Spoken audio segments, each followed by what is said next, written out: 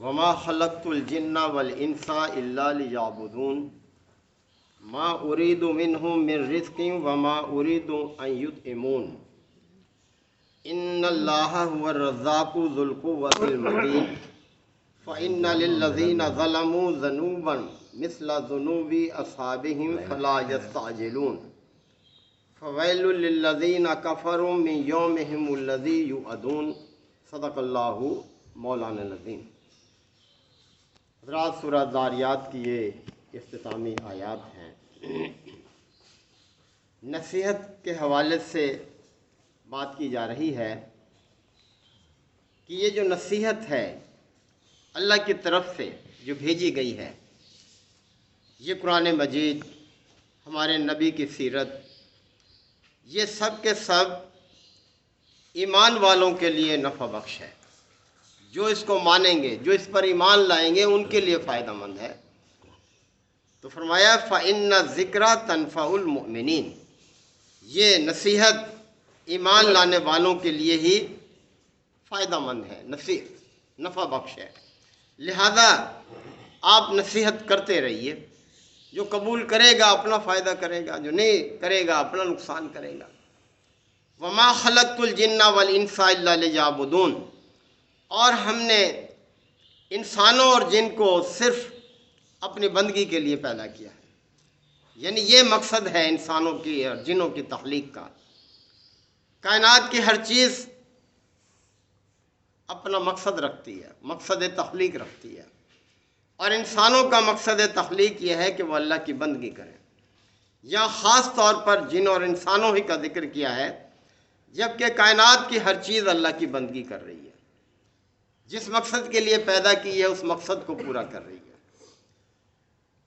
ما اريد منهم من رزق، اور میں ان سے کسی رزق کا ارادہ نہیں رکھتا، یعنی میں ان سے کوئی رزق نہیں چاہتا۔ وما اريد ان يطعمون، اور نہ ہی میں یہ چاہتا ہوں کہ یہ مجھے کھلائیں۔ اللہ کے علاوہ جتنی بھی چیزوں کی انسان بندگی کر رہا ہے، عبادت کر رہا ہے، ان کو اختیار کیے ہوئے ہے، وہ سب کے سب ان کے محتاج ہیں جو ان کی بندگی کر رہے ہیں، جبکہ اللہ کسی کا محتاج نہیں ہے، اللہ کسی سے کچھ نہیں چاہتا۔ یعنی انسان اللہ کے علاوہ جن جن ہستیوں کی بندگی کر رہا ہے وہ خود ان کے محتاج ہیں۔ اگر وہ ان کی بندگی نہ کریں تو ایک دن بھی ان کی دکان نہ چلے، وہ انہیں ساری چیزیں مہیا کرتے ہیں، ساری ان کی ضروریات پوری کرتے ہیں۔ تو اللہ تعالیٰ نے یہاں واضح کیا ہے کہ میں ان سے کچھ نہیں چاہتا، کوئی رزق نہیں چاہتا، اور نہ یہ چاہتا ہوں کہ یہ مجھے کھلائیں۔ ان اللہ هو الرزاق، اللہ ہی حقیقت میں رزاق ہے، یعنی سب کو رزق دے رہا ہے۔ کائنات کی ہر چیز اس کی محتاج ہے، اس کے رزق پر پل رہی ہے۔ یا رزق سے مراد صرف کھانے پینے کی چیزیں نہیں ہیں، بلکہ اللہ کی ہر نعمت اس کا رزق ہے۔ یہ صحت تندرستی اس کا رزق ہے، یہ زندگی بھی اس کا رزق ہے، یہ جوانی اس کا رزق ہے، اولاد بھی اس کا رزق ہے۔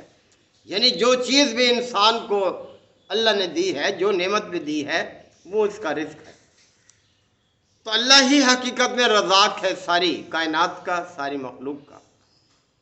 ذو القوۃ المتین، اور وہ بہت طاقت والا ہے اور متین ہے، یعنی زبردست ہے، غیر متزلزل ہے۔ یہ دو صفات اللہ تعالیٰ نے اپنی بیان فرمائی۔ فَإِنَّ لِلَّذِينَ ظَلَمُوا، بس وہ لوگ جنہوں نے ظلم کیا ہے، ذنوباً، ان کے لیے ویسا ہی عذاب ہے، ویسی ہی سزا ہے، مثل ذنوب اصحابہم، جیسا ان کی فطرت والے دوسرے لوگوں کو عذاب ملتا رہا ہے۔ یعنی جنہوں نے ان کے طریقے کو اختیار کیا، جو یہ طریقہ اختیار کیے ہوئے ہیں، اہل مکہ اللہ کے علاوہ دوسروں کی بندگی اختیار کیے ہوئے تھے، تو فرمایا ان کے لیے بھی ویسا ہی عذاب ہے جیسا ان سے پہلے اس فطرت کے لوگوں کو عذاب ملا۔ یہاں ظلم سے مراد حقیقت اور صداقت پر ظلم ہے، اپنی فطرت پر ظلم ہے، یعنی اللہ کے علاوہ دوسروں کی بندگی اختیار کرنا، یہ ظلم ہے۔ توحید کو چھوڑ کر شرک کو اختیار کرنا یہ ظلم ہے، آخرت کا انکار کرنا جو ہے یہ ظلم ہے، انبیاء کی سیرت کو نہ اپنانا ظلم ہے، اور اپنے اوپر بھی ظلم ہے کہ انسان کی پیدائش کا مقصد تو یہ ہے کہ وہ اللہ کی بندگی کرے، اگر وہ اس مقصد کو پورا نہیں کر رہا تو وہ اپنے اوپر بھی ظلم کر رہا ہے، اپنی فطرت پر ظلم کر رہا ہے۔ فرمایا کہ فلا یستعجلون، پس تم جلدی نہ مچاؤ اس عذاب کے لیے، اس قیامت کے لیے۔ بار بار نبی کریم صلی اللہ علیہ وسلم کو طعنہ دیتے تھے یہ قریش مکہ کہ ہم آپ کی مخالفت کر رہے ہیں، کیوں نہیں آتا ہم پر وہ عذاب جس سے آپ ہمیں ڈراتے ہیں، لے کیوں نہیں آتے اس عذاب کو؟ تو اللہ تعالیٰ نے فرمایا کہ یہ تو اللہ نے تمہیں ایک مہلت دے رکھی ہے، اور تم اس مہلت سے فائدہ اٹھانے کے بجائے سرکشی اختیار کر رہے ہو، تو فلا یستعجلون، اس کے لیے جلدی نہ کرو۔ فویل للذین کفروا، پس ہلاکت ہے ان لوگوں کے لیے جنہوں نے کفر کی راہ اختیار کر لی ہے، یعنی ایمان کے راستے کو چھوڑ کر کفر کے راستے کو پسند کر لیا ہے، تو ان کے لیے کیا ہے؟ ہلاکت کے سوا کیا ہو سکتا ہے، دنیا میں بھی آخرت میں بھی۔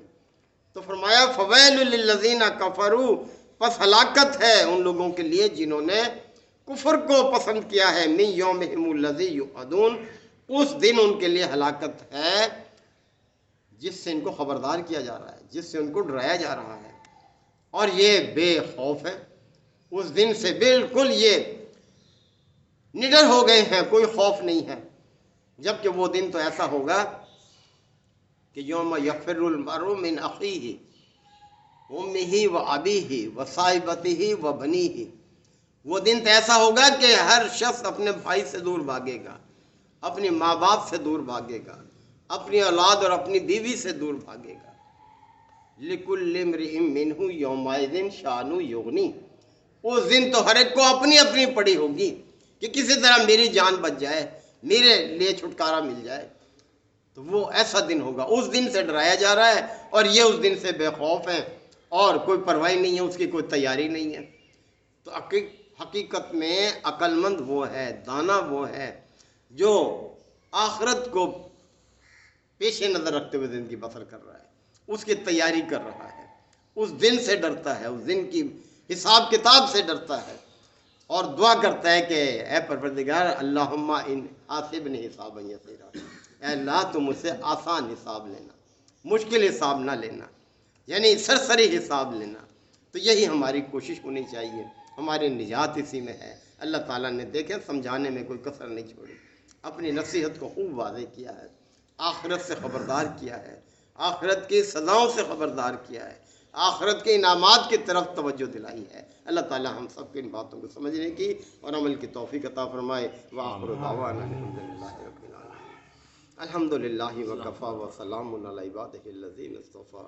ربنا آتنا فی الدنیا حسنہ وفی الآخرۃ حسنہ وقنا عذاب النار وادخلنا الجنۃ مع الابرار یا عزیز و یا غفار یا رب العالمین۔ اللہم انک عفو کریم تحب العفو فاعف عنا۔ اللہم من احییتہ منا فاحیہ علی الاسلام ومن توفیتہ منا فتوفہ علی الایمان۔ یا شافی الامراض اشف مرضانا و مرضى المسلمین۔ یا قاضی الحاجات اقض حاجاتنا و حاجات المسلمین۔ اللہم اعز الاسلام والمسلمین۔ ربنا تقبل منا انک انت السمیع العلیم وتب علینا انک انت التواب الرحیم۔ صلی اللہ تعالی علی خیر خلقہ محمد و آلہ وصحبہ اجمعین۔